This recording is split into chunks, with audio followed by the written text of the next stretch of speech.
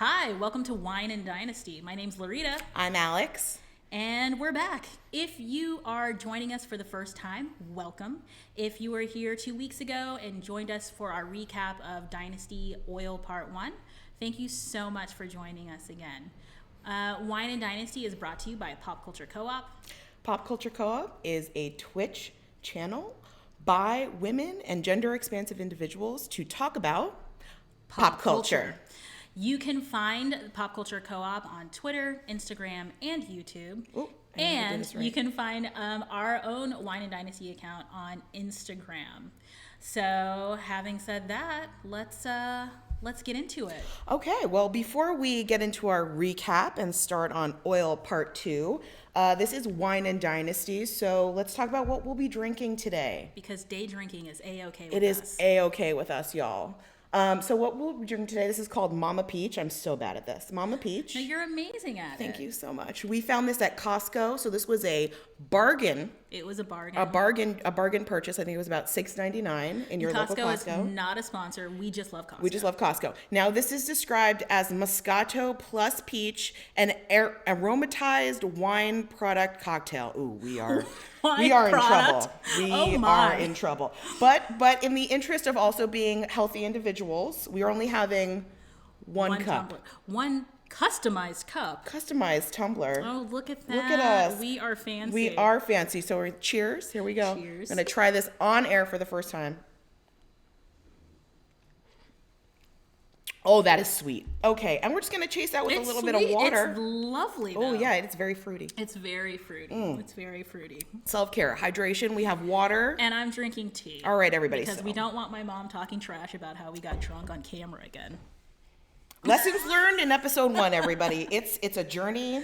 It's a journey. I'm going back. I don't know why. I'm delighted to be on that journey with you. All right, so Ooh. As we said, it's Tuesday. Like Manischewitz with peach in it. Oh, peach Manischewitz. What? I'm just saying. Oh my gosh, that would be delightful. I'm still drinking it. Okay, I got to put it down. Because you paid for it. I did. Actually, I don't know. You paid for it and you're going to drink it. All right, so as we said, last week we covered episode 1, part 1 of Oil. So today, before we start getting into Oil Part 2, let's recap all the friends that we met. So many new friends. So many friends. So many. Where should we start? This is like Brady Bunch on steroids. It really is. I mean, this is one messed up family. Let's be real. Okay, so in that lovely turquoise suit, serving face is yes. Linda Evans as Crystal Carrington, who has married the silver fox next to her, Blake Carrington. That's right. Once again, based on our beloved creator, Esther. That's right. Mm-hmm. Oh, Esther. Queen of our hearts. And of Dynasty. And of Purim, which just passed. This is true. Queen Esther. Happy Purim, y'all. Esther knows how to throw a party. She does. Mm-hmm. She knows how to cook. Okay, then we have Stephen Carrington, Blake's kind of, I would say, suffering, isolated son. I'm going to pop my collar like him. That'd be cool. I love it. Thank you. Oh my goodness. Thank you. I don't think it's going to stay, but. Oh, yes. For my brooding look, okay. We need to get matching members only jackets. Ooh.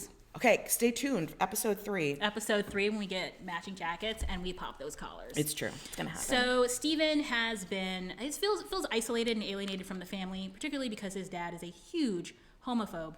And his father outs him in a very violent scene between the two men. Content warning, episode 1. Absolutely. Then we have Fallon, who is Stephen's sister, Blake's daughter, who we also like to call Lady Godiva. Lady Godiva. Yeah, because Fallon is kind of in love with her dad. It's true. It's true. I mean, he's a silver fox, but also, ew. You're not wrong. Okay, we also have, back at the top, we have Claudia Blaisdell, who has just who's just left an inpatient program for mental health. She was taking care of herself, which is absolutely fantastic. And then her husband, Matthew Blaisdell, who has just returned from a year and a half in the oil fields in the Middle East. Now, Matthew is the former lover of Crystal, but he is also employed by Blake Carrington. Setting up the drama from the first episode. Oh, yes. Well, and Blake got in there in the dirt, too, because Blake set up a meeting, an accidental encounter between Matthew and Crystal just to check and see if they were still in love with each other. Do you think they're still in love with each other? I don't know. I guess we're going to find out. These longing looks, these lingering looks that we see. Standing forlornly looking across a mountain range. Oh, my gosh. It's very romantic. Claudia and Matthew also have a daughter, Lindsay, who we always forget her name because we don't care about her. Bless her heart. All. She's very much a teenager. And then we've got some associates. We have Cecil Colby, who is the head of Colby Co., who is Blake's competitor, although they're doing much better.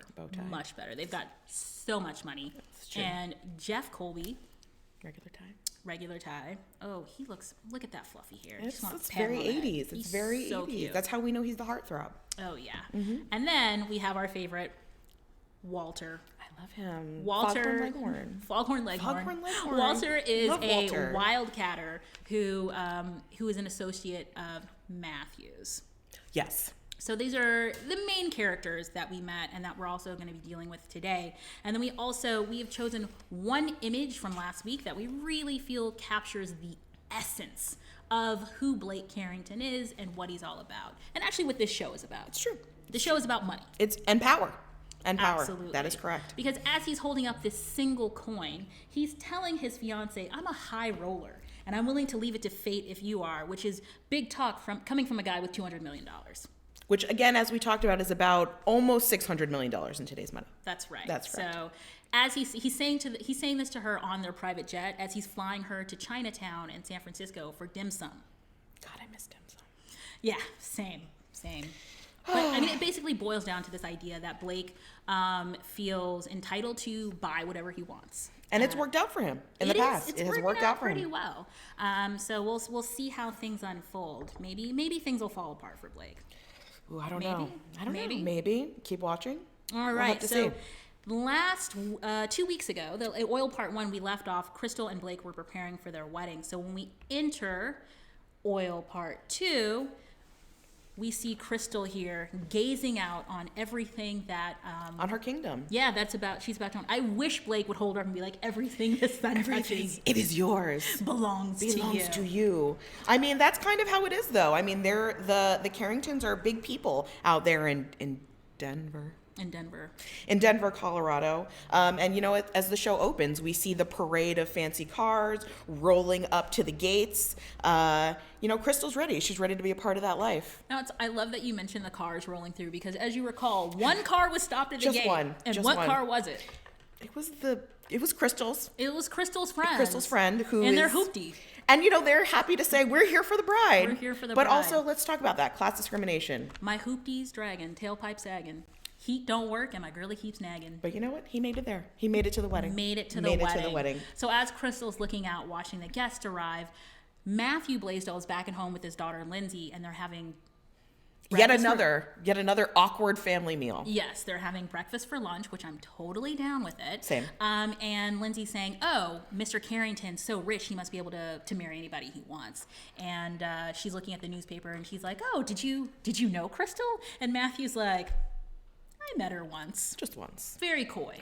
Playing it very coy. I mean, it's kind of a cute scene before the father and daughter, but it's very kind of like Matthew established himself as a red meat kind of man because Lindsay's like, I don't want any bacon. And he's like, what kind of values is your grandmother teaching you over there? I rescued you just in time. Because, you know, bacon is the real danger here. Not the oil industry. No. Not capitalism. It's bacon. It's bacon. It is bacon. Absolutely. And I'm sorry to all the vegetarians and vegans. I'm not discounting at all that dietary or lifestyle choice. I'm just saying that in all the great evils of this world, that's the one. I'm going to put bacon below capitalism. It's going to be like capitalism, bacon.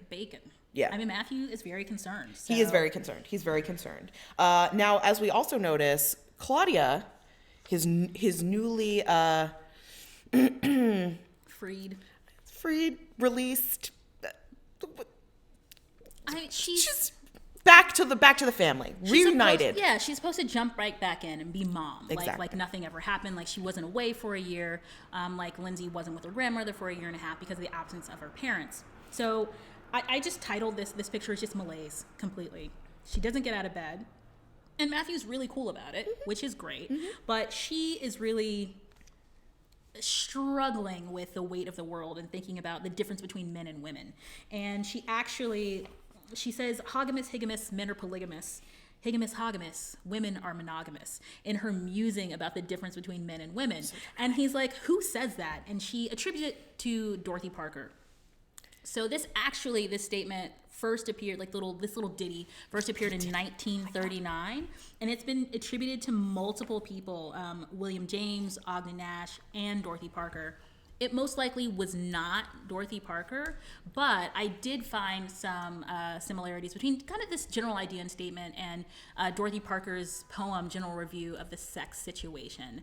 I do think it's very fitting that she quotes Dorothy Parker, patron saint of witty, depressed people. That is very, very accurate.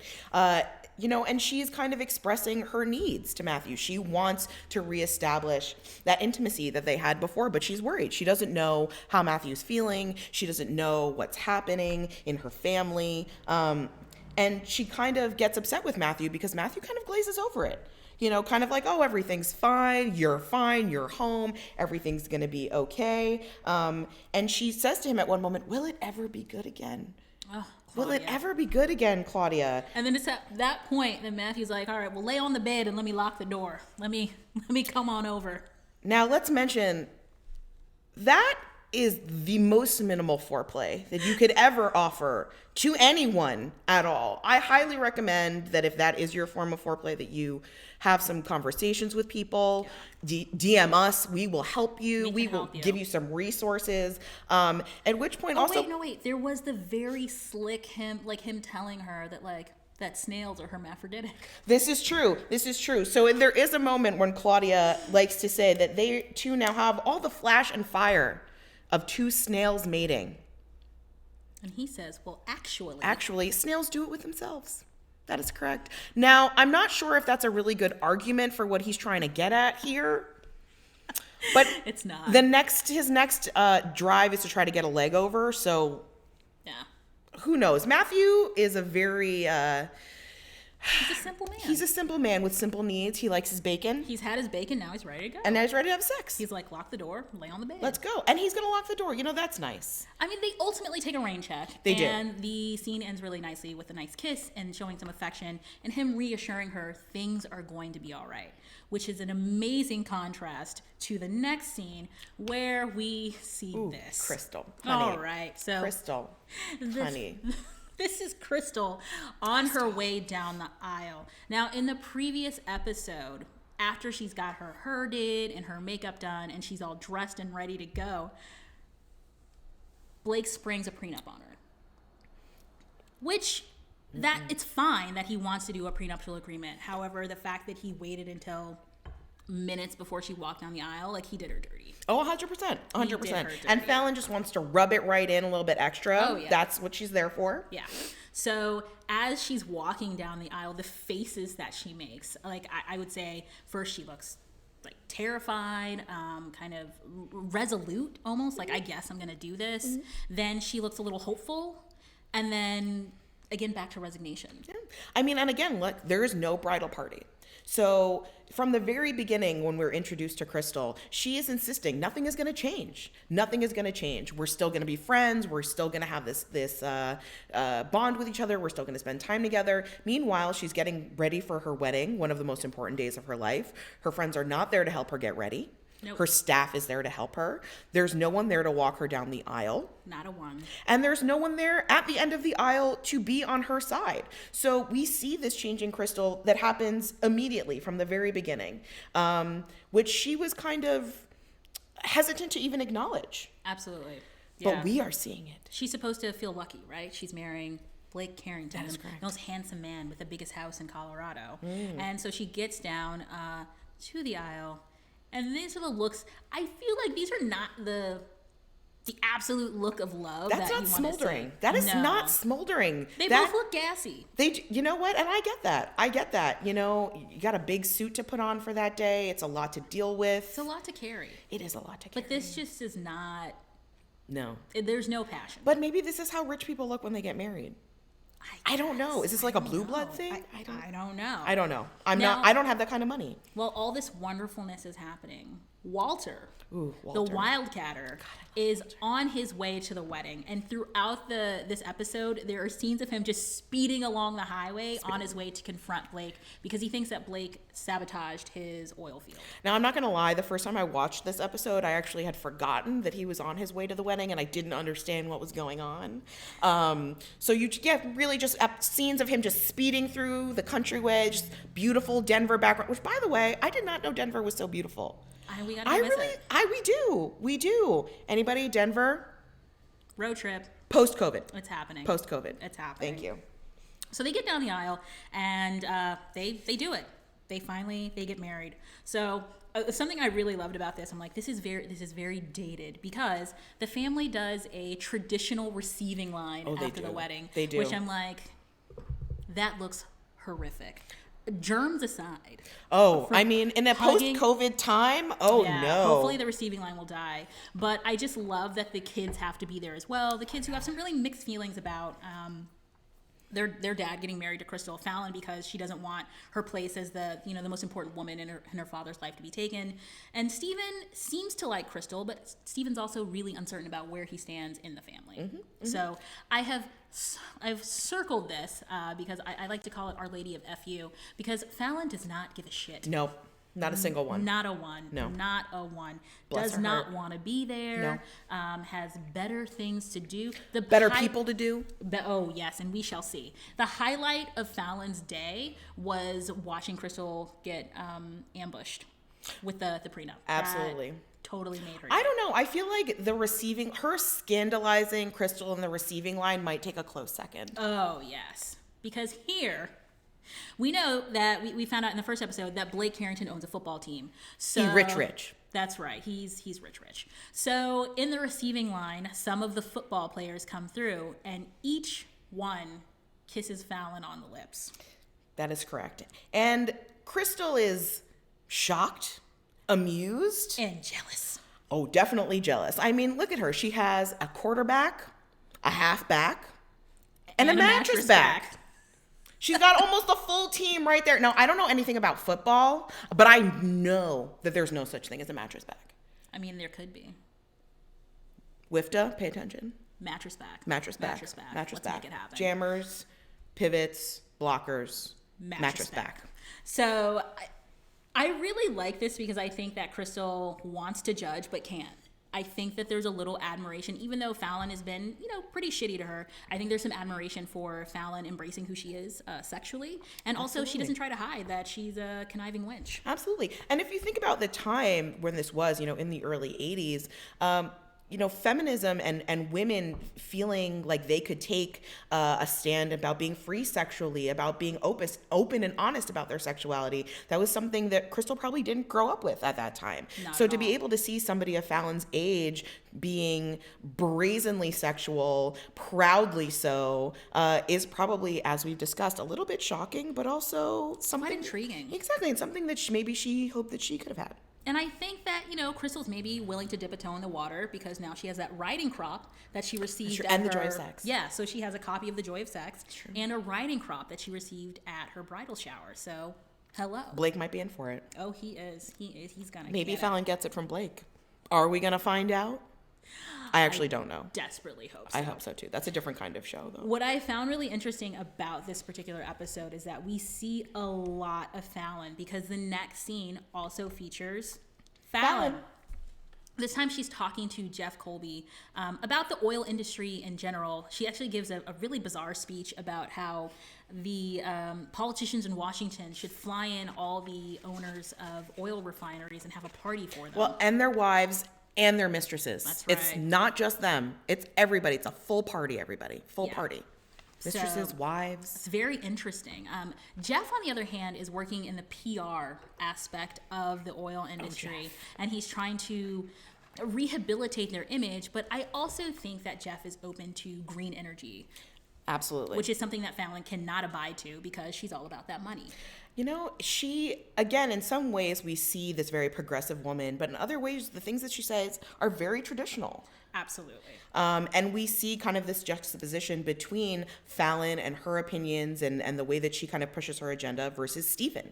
Ooh, right. There we go. Other hand. Versus Stephen, who again talks to Blake about green energy, talks to him about, I've never lied to the American people. And it's this different idea of what does it mean to be a businessman? What does it mean to be successful? Right. Whereas I think Fallon is much more along Blake's lines of like, you gonna put that money in my pocket. Yeah, and to be successful to Blake means to have a senator at your wedding who you're like, or a congressman, and say he's the best congressman that money can buy. Yeah, there you go. And that's someone that he invites to his wedding. Yeah. So that's his really money can buy to it. him. So Jeff says that he's working on this campaign, and he talks about portraying the kind of the reliance on foreign oil as a tar baby. Which is really, really interesting because that is a phrase that a lot of people think is racist. But if you think tar baby is racist, you're racist. It's true. Now, I'm not one to defend Mitt Romney. Ever. I mean, Mittens has come through in the past. You know what? I hate to say this, but I think that I think that it shows where we've gotten to in the last couple of years where I am sitting here defending Mitt Romney, not just for the first time. Yeah. In a number multiple times. And I'm mad at it. I am also mad at it. Mm-hmm. So please don't hold this against us. Do not turn us off because we're not actually supporting Mitt Romney. We're just not disagreeing with Mitt Romney. Right. Now, this imagery of the tar baby, I'm sure you've all heard of it. Now, let's take a moment to refresh how we've probably heard of it. Now, if you're children of Disney like I am, you're probably aware of it from the imagery in Song of the South, which was released in 1946 by Disney. And the imagery was then used on their Splash Mountain rides in 3 of their parks around the world. That ride is actually currently being rethemed for the Princess and the Frog, I believe. Is it? It is. Not quite yet, though. So if you have time, don't go visit. COVID times. Watch the video on YouTube. But these stories, the story of the tar baby, the story of Brer Rabbit and Brer Fox, these are oral story traditions that have been brought over by slaves to America and passed down, adapted to be Americanized because, as we all know, the slave owners did not like African culture to exist. That's what I was going to say. So you see to continue on. Exactly. Yeah. So Anansi was turned into Brer Rabbit, Brer Fox. So you have these trickster characters who are, get along with their brains rather than their brawn. And they're teaching us about how to survive in the world. And how, as a matter of fact, how slaves did survive using their wits, using their brains, using nature. As a way to protect themselves from the powers outside of their control. So it's so funny that Jeff is using this story of survival. To help the oil industry exist. Now, the story of the tar baby, for those of you who don't know specifically, now Brer Fox was the antagonist to Brer Rabbit, and one day, to trick Brer Rabbit, he creates a tar baby, literally a baby made out of tar. Which is sticky. Which is, in fact, sticky. And, black. Right. We're not getting on that. But yes, it is sticky. Now, Brer Rabbit comes across this little tar baby. He says hello. Baby does not respond. He gets upset and begins to strike the baby. Now, also, again, don't strike the baby. Don't hit babies. Don't hit babies. Don't do it. But the point of this story is the more upset that he gets, the more he strikes and wiggles and tries to get himself free, and the more stuck he becomes within this tar baby. And that's really what the idea of that Jeff is talking about, and that unfortunately Mitt Romney was also talking about. Right. Which is the more you struggle, the worse the problem will then become. That's right. So Jeff starts talking about it, and Fallon's like, I don't want to hear your cute little stories about babies and rabbits, and kind of cuts him off because she doesn't want to hear it. So they have this disagreement. Jeff is like, all right, let me de-escalate. I'll go get you some champagne, which is that's a great way to de-escalate an argument. Especially since you're, I'll go get you some booze. I love it. I feel like it's either one of two. It's either a great way to de-escalate or a great way to temporarily de-escalate that will then cause bigger problems. Well, especially since their families are trying to get them to get married so that they can consolidate They can breed. Dynasty. Oh, that's right, folks. Okay. All the time. So, after this scene, which is witnessed by, Cecil Colby, Jeff's uncle, witnesses this, and he just claps because he thinks Fallon is absolutely correct, and she melt his butter. The cat's pajamas. But then we also see a tender moment between Stephen and Fallon, where he calls her a fascist in the most loving of all ways. That's right, and she calls him a beloved Bolshevik. A Bolshevik. Yeah. So again, we're seeing the kind of the juxtaposition of Fallon and Stephen. That's right. And again, because the show is all about Fallon, I think after the scene, they cut away to a scene of Walter driving. Of course. That's like the filler between every scene. Exactly. He's a mountain, maybe, at this point. But we see Fallon again. This time, she's having a conversation with Cecil Colby, Jeff's uncle. And Cecil is really into what he just saw. He really appreciates how assertive Fallon is and how smart she is. And her instincts to make money. That is what he's all about. Absolutely. And at that point, he's kind of saying to her, well, why aren't you the one who's taking over the business? Why aren't you the one who's stepping up into your father's shoes? And Fallon says, in upper management at my father's company, there are no blacks, no Jews, no Eskimos, and no women. I'm like, is that a hierarchy? Is that... I'm like, oh, no blacks, nope, not me. No Jews, nope, also not me. No women. I'm like, I got 3 strikes against me. I could never work for them. But who wants to move to Denver? It looks really nice. It's true. That's true. Why am I hating? I don't know why I'm hating. That's true. But okay, so who wants to work in oil though? That's true. Okay, that's true. So this idea, that statement, and I think that it shows us why Fallon's so bitter. She's angry. She's angry that as smart as she is, as into the industry as she is, she's not going to be able to work for her family. And Cecil's like, well, I don't care. I just want to work with whoever's going to make money. And she's like, oh, are you a feminist? And Cecil's like, God, no. No, I'm offended that you would even imply that I'm a feminist. I'm not a feminist, nor am I a masculinist. That's right. I think feminist is the second dirtiest F word that we've heard in this show. Probably. We're not going to say the first one. Again, content warning, episode 1. Right. But, he doesn't care. And that's the thing that kind of makes him a little bit of a feminist, because he doesn't care who it is. He just wants to make that money. He wants that money. So, despite the fact that Fallon is supposed to be going out with Jeff, they're trying to hook her and Jeff up. Cecil's like, you want to go for a ride? He's not trying to marry her. He's literally trying to go for a ride. He's trying to go for a ride. And maybe give her a job. Maybe. A job. That's a different show. Yeah, that is. We'll see how things unfold with them. Bring singles. Also on the Pop Culture Co-op. So we finally, as this is happening, Walter finally arrives. Finally. He speeds up. He careens down the driveway. Stephen is not there yet. Stephen is not there yet. No. Okay, so we have this big confrontation during the wedding. So Walter has crashed the wedding. And you can see that it's Walter against the world. It is Walter against the world. Which it's always been, though. Let's talk about that from the beginning. It's always been Walter against the world. Walter's an outsider. He's a wildcatter. We see that he's, unrefined. Oil jokes. Look at us. So clever. So he's kind of unrefined, but he's a good guy, because when someone got injured on his oil field, he is paying for all of their medical bills. So Walter is a good guy.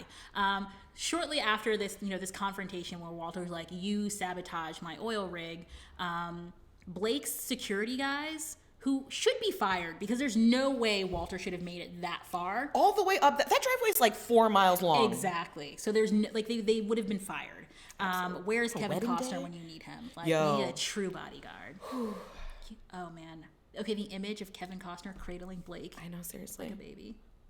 Okay, everybody, can you just sing, I Will Always Love You to yourself, that is some fanfic right now. Yeah, no, that's... Oh, yes. Somebody write this and send it to us. We will read it on air. BRB, gonna go right. Exactly. So right after this, Blake's security sick dogs on Walter, like 3 Doberman pinchers who like really look like they're just there for a good time. They're just playing with him. Like they're barking angrily, but also. I mean, those are well-trained acting dogs. They're like, good. We look menacing, but we're not going to hurt you. But we're really good. We're the best doggos. Exactly. I feel like that's like the wrong move in front of all your wedding guests. But here's the thing. Walter showed up at the wedding, threw the gauntlet down. He did. And not to be like, excuse me, Blake, can we move along to the side here for a moment? This was like some knuck or you butt Exactly. shit. This wasn't like The Godfather where you show up and it's like, I would like an audience. Oh, no. Yeah. No, he just showed up in his little hoopty, jumped out in the gravel, jumped out, and was like, I demand satisfaction. So this is on Walter too. Well, so then Blake like says to his guys, he's like, take this guy away. You know, I want to talk to him. It's like, so he does want to talk because he knows he's wrong. He's not going to admit it in so many words, but he knows he's wrong. So they take Walter away, and Blake turns to everyone and is like, what is this? A funeral or a wedding? Oh, it is at this point.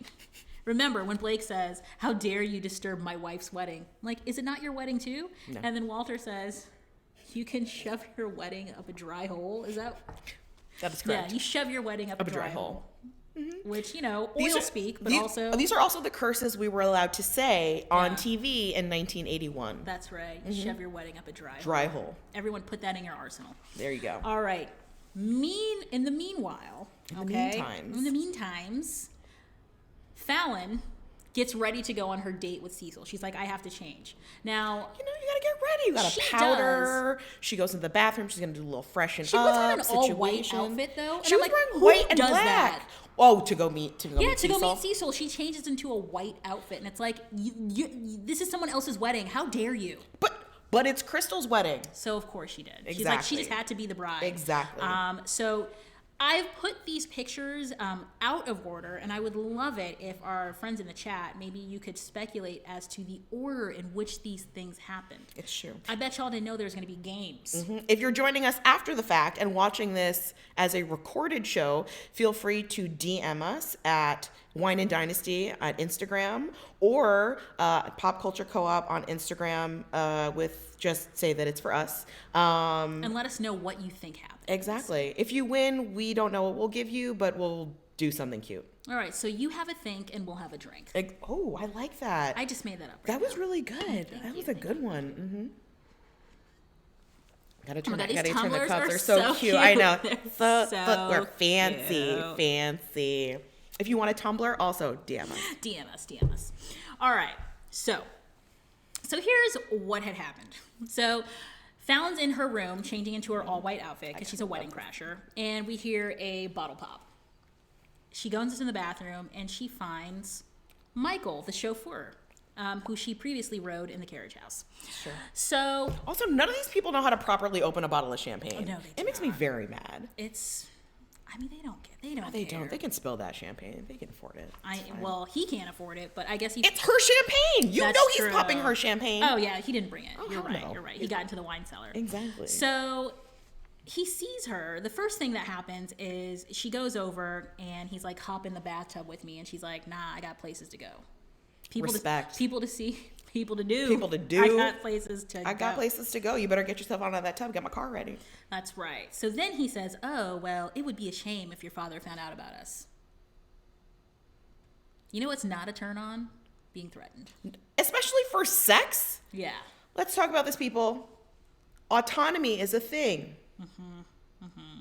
This is not okay. This is where you done fucked up. This does not constitute consent. It does not. It does not. We're going to learn a lesson from this. Now, Fallon, being the bad bitch that she is like, oh, really? She kind of makes him think that she's, like, into it. She's like, oh, so what you're saying is that I need to give you an allowance, and then you won't tell my dad. And he's like, yeah, I'm so smart. He's so smart. I am so smart. SMRT. I mean, not for nothing. He does kind of get what he wants.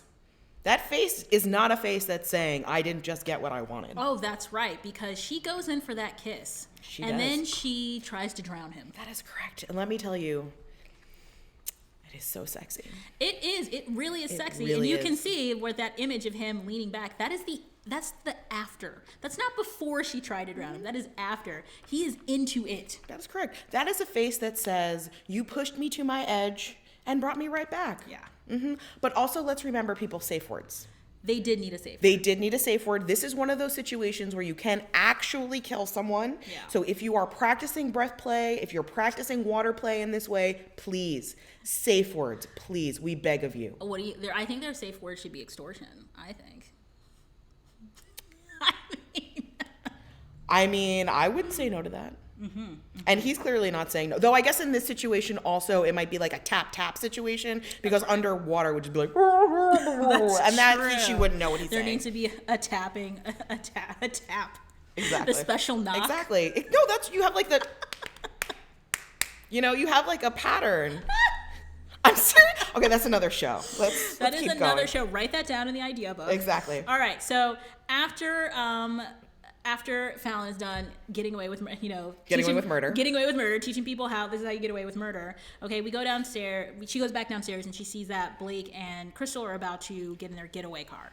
Mm-hmm, so they're all like, Crystal. Now, I would also like to point out with outfits, Crystal is wearing a lavender getaway suit. Mm-hmm. So, of course, Fallon's wearing lavender, too. She is really trying to shoehorn her way into this wedding. This is true, but I will also say, just in regards to the way they're using color, whoever was the costume master for this show is a genius. Because for those of you who don't know, purple is the color of royalty. Mm-hmm. So we're seeing now, Crystal has become a member of the royal Carrington family. Now, but she's also in a little bit of a light purple. She's not quite there yet. She's not in that lush, winey purple. She's on the border. Oh my God, you're so smart and I love you. Oh my God, I try so much. I love you so much. Thank you so much. So everyone's like, throw the bouquet, Crystal, throw the bouquet. Now, if you see behind both Fallon and Steven, it is everyone at the wedding is gathered. It's not, they have not played all the single ladies. Mm-mm. They have not done that humiliating thing where they're like, all right, y'all, come catch this bouquet.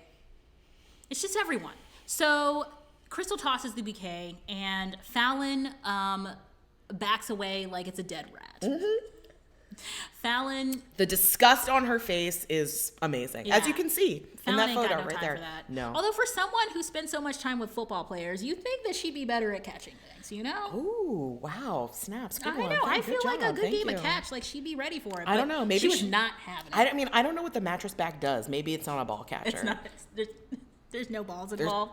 I didn't say there were no balls involved. I just said they're not the ones catching the ball. Well, it's not for Fallon. She's not about that life. So she shirks away from the bouquet like it's a dead rat. She picks it up and just kind of tosses it to Steven.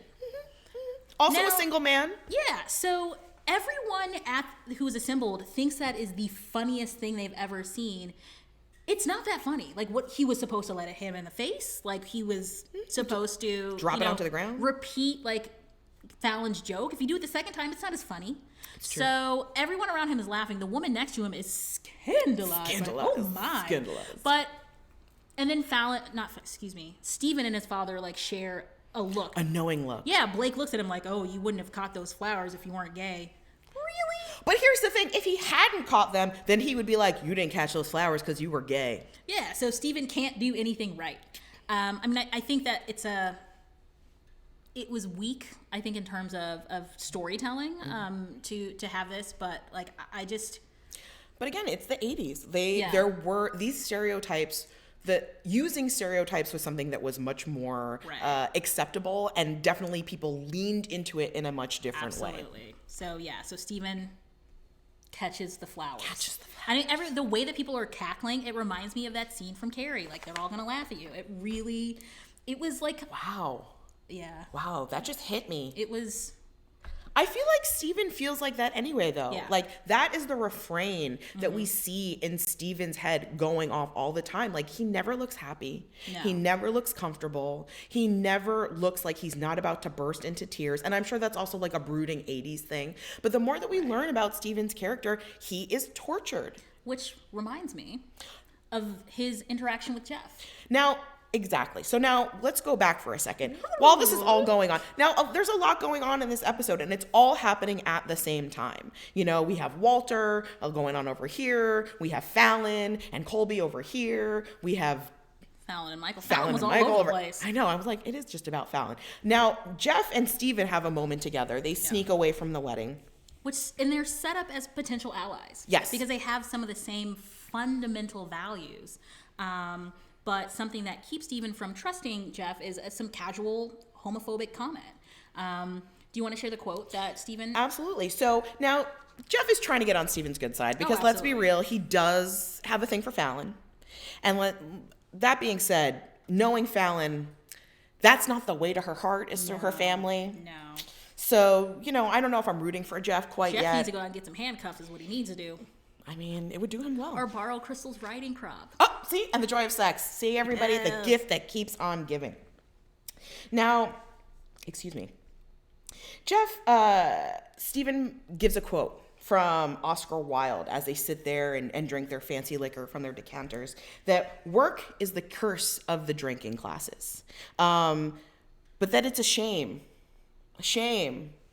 that Oscar Wilde was a homosexual. That was Jeff's edition. That was Jeff's edition, excuse me. Yeah, it's a shame that Oscar Wilde was a homosexual. Now, when Stephen hears this, you can see his face drops. Yeah. He definitely has that moment of retreating back into himself. And his response is to become incredibly defensive and kind of go extreme the other way. And, that's disgusting. I miss the days when we used to burn them at the stake. First of all, Stephen, honey, internalized homophobia is not cool. No. Not cool. Poor thing. Poor baby. Yeah. He's coming from a family where he's not supported. He feels like he has to hide his sexuality. And for many, still even nowadays, you see when people feel afraid of their truth coming out, pushing very hard in the other direction. Now, I'm not going to lie. When I saw this scene, I kind of held my breath for a moment because I was like, ooh, Jeff is about to say some shit. But he doesn't. Yeah. He really doesn't. And he says, don't you think that that's a little harsh? It's a little harsh. That's a little harsh. Why would you say that? And Stephen is taken aback. He's surprised that Jeff has given such a compassionate, for the time, answer, and kind of plays it off as a joke, as saying, but you wouldn't want your brother to marry one, which, by the way, 1981, gay marriage did not exist. Oh, it existed, but that's true. Gay marriage was not acknowledged. Yeah, it was not acknowledged. Screw you, American government. There were millions of people who had roommates. It's my roommate. It's my roommate. Exactly. So I think it's really interesting that he even makes that connection, because gay marriage was a twinkle in someone's legal gay marriage was a twinkle in someone's eye. But Jeff kind of says, only if he's rich. He's only like, if he's rich, it's only fine. if he's rich. Exactly. I'd just have a problem if he was poor. And it's like, on the one hand, messed up, but on the other hand, this is a very progressive thing, especially for a Republican. Yeah. Because he says... Well, just like, who says I'm a Republican? Exactly. Like, bruh. And so back again, now they're kind of even off that topic. It was 2 seconds, and now they're talking about politics again. This is something that I almost feel like Stephen is waiting for. He's waiting for that moment of just like, oh, okay, this is something normal. It's a blip in my day, and now we're going to talk about it. We're going to talk about Oscar Wilde. So this quote that he says, the work is the curse of the drinking classes. I actually did a little investigating. And this quote actually was attributed to Oscar Wilde via Frank Harris, who said in 1916 that he actually witnessed Oscar Wilde give this quote at a party. The full quote itself being at the Savoy. Ooh, thank you, Internet. Just as work is the curse of the drinking classes of this country, so is education the curse of the acting classes. My. Y'all, I did not know Dynasty was going to get deep. I really signed on for this for the drinking and the drama, but it's deep. I'm like, shout out to the humanity majors in that writer's room, because seriously, they were doing the work. Between them and the costume master, I'm just going to... There's also an Oedipus joke in that very same scene. There isn't... Yeah, Jeff makes a joke about Oedipus's mom stabbing her eyes out with a sorority pin. With a sorority pin. I actually have that in my notes. And Stephen was like, actually, it was a brooch. I love it. You know what? And honestly, in current day Dynasty, I don't know if this happens, but if this was written nowadays, this would be the moment that they would kiss. And in my head, I'm just thinking, kiss. Now, kiss. When he gives him the champagne glass and they're by the window and the lights and they're framed and they just had this beautiful moment. And it's like, you know what? Now kiss. Exactly. And it's like, if you're gonna be brothers-in-law, that's fine. But how I would prefer for this story to go would be if y'all get married. Yes. So Dynasty writers, if you're gonna do a second reboot.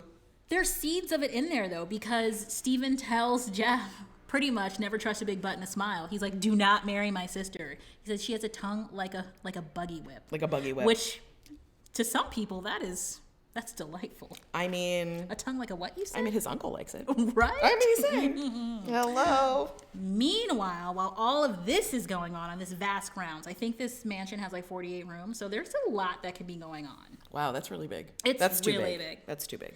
So... we go to the carriage house where Matthew has arrived to rescue Walter because Stephen, being the good guy he is, calls Matthew and is like, hey, you need to come over here. Walter, it's fucking around. It's not good. It's going down. It's not good. It's going down for real. We have this window shot of someone looking into the scene. Ultimately, the camera pulls back and we see that it's Stephen. But I think that us on the outside looking in applies to so many people. Mm-hmm. We have Blake inside. I think Cecil's in there. Mm-hmm. He's got his driver / security. There's Walter, and then there's Matthew, and Stephen is left out. Mm-hmm. Mm-hmm. But other people that are left out, Fallon is left out of this conversation. Crystal's definitely left out of this conversation. Left out of this conversation, but we're all outsiders watching the big boys do business. Mm-hmm. Remember that coin. Exactly. His hand. Coin. Dollar bills, y'all.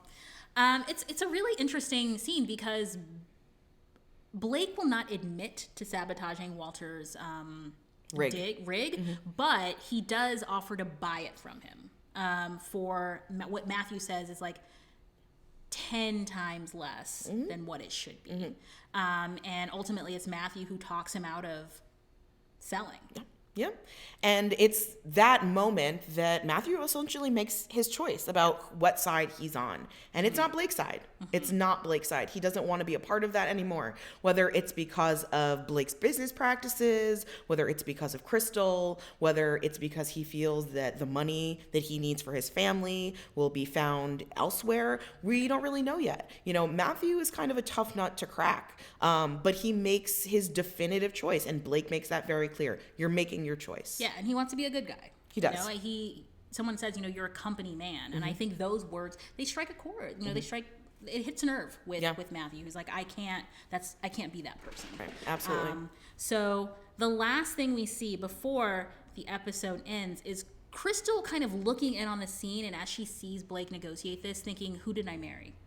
Who did I marry? Mm-hmm. Mm-hmm. It's, you know, Crystal's looking back, and Matthew, in kind of a dig to Blake, he's like, you know, take care of yourself, Chris. He uses, you know, like an affectionate, shortened version of her name, and I think there's a recognition of Crystal that there is something still between them, and she's married someone who's so very different from Matthew. Mm-hmm. Matthew has been set up to be the kind-hearted guy, and Blake is a cool customer. Yeah, absolutely. And Blake's response to Matthew is like, well, I'll take care of her just fine. It's not just about money, people. It's about the emotions. Yeah. But let's also touch on the fact that Matthew is also still married. He is. So there's no easy road here. And just told his wife everything's going to be okay. And roll over. Let's do this. Yeah. Yeah. There's no easy road. You know, so I give a lot of credit to the writers, the show creators. You know, they are really giving us background to every character. They're making us really care about these characters. No one is perfect. No one is infallible. No one is the perfect antagonist. No one's a perfect protagonist. Yeah. Everybody is human in some different way. And one, you might hate them one minute, you feel for them the next. Yeah. Good job. Good job, Dynasty. I know, they are doing it. They really are. And now it is time for a new segment that we are rolling out. That's right, new stuff. We're always changing and growing. We would like to, at the end of every show, we're going to do something called High School Superlatives. So we are going to be giving some awards to put in our Dynasty yearbook. So my superlative this week is for best dressed. Oh, yes. Okay, that's right. Crystal is serving face in her Sunday's best white suit. Ooh, now, this suit was giving me real Ashro vibes. For those of you who do not know. I did not know. I had to be taught. I had to be taught about Ashro. Ashro is the catalog of church-going aunties everywhere. You need a new hat for first Sunday, you go to Ashro. You need a new suit, you go to Ashro. If your congregation is going to the national conference, Ashro. Okay? Shoulder pads. Serving face. And so I saw this outfit and I was like, oh my, Crystal. Oh my. Love it. I mean, like the beading. She looks like an angel. I love it. It's modest. You can dress it up. You can dress it down. It is appropriate for Jesus, but it's also appropriate for the reception afterwards. That's right. That's right. So my best dressed award this week goes to Crystal. Fantastic. Shout out to Ashro, who is not a sponsor. But you know, I could use a hat. Those anti-vibes are, I mean, Ashro is like, it's my demographics. I mean, do they do a pantsuit? I could use a pantsuit. Oh, they do pantsuits. I could do a pantsuit. And hats. I could do a hat. And wigs. I could do a pantsuit. I could do a pantsuit. I'm just saying, I love a pantsuit. Okay, who is your superlative? My superlative this week goes to Miss Fallon for being the kinky queen du jour. Now, let's be real. Okay, again, let's review. Safe words are important, but this girl knows what she likes. She knows what she wants. She's not afraid to be powerful. Sexually powerful. She has her man here. She tries to drown him. He's into it. She's into it. And she has a whole football team. Halfback, quarterback, mattress back. Yes. And she's got the nephew uncle thing going on. Exactly. And so, I mean, that's a little bit of the daddy thing. So, you know what? I give her a lot of credit for being a proud feminist in her sexuality. I give it to Fallon. All right, so breaking hearts, drowning men. Crystal, the best dressed, and we've got Fallon, the kinky queen Fallon. Well, it's been a delight. It has been a delight. So, how are you feeling after, a tumbler of this? I'm not gonna lie, I have a lot left because it's real sweet. Somebody in the chat said that we should put some seltzer in it. I feel like this would make a really nice spritzer. Oh, it would. Exactly. So we're gonna really review. So we might need a spritzer because next week is the honeymoon. So Ooh. a spritzer will be appropriate. So if you're planning on joining us in 2 weeks, which I think that's the 17th of March, we will be watching season 1, episode 3. The honeymoon. This is how we do it in Derby, so you can read, or you do the. Or like in Inglourious Bastards. Remember the 3 and the 3? Do you remember that? Oh yeah, but that's a whole different show. It's a deep dive. Deep dive. I know. So you can watch Dynasty on Amazon Prime. You can watch it on YouTube. You can watch it on Vudu. It's also on Apple Plus. All the things. That's right. It's not free. It's not free. But it's worth it. It's $20 for the whole season of first season of Dynasty on Amazon Prime. So personally, I think that's worth it. Right. But I'm not here to tell you what you do with your money. So, but either way, we would love for you to join us in the chat. You know who's here to tell you what to do with your money? Blake. Oh, ooh, wow. You were just ready, too. You were like, ready. I have this slide. I've been waiting to drop it. I mean, I have the receipts. Oh my, okay. And on that, I can't even, we got to finish on that because I can't even do any better than that. Oh, you can't. No, I can't. So to sum up, please join us in 2 weeks on March 17th at noon Eastern Standard Time on Twitch. So we covered episode 3, The Honeymoon.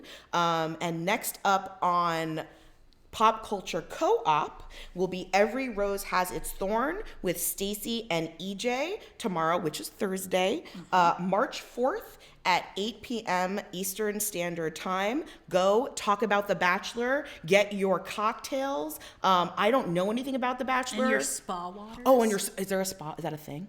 Oh, spa water. Yeah, with some cucumbers, some mint. Oh, yeah. Get yourself a spa water and talk about The Bachelor, y'all. Absolutely. Pop culture. That's right. You can find us, LaRita and Alex, on Instagram at Wine and Dynasty. Let me get this the right time. You do it.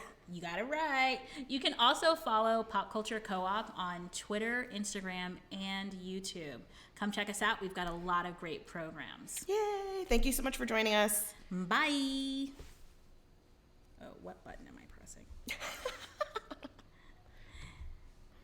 Oh, wait. Just keep drinking.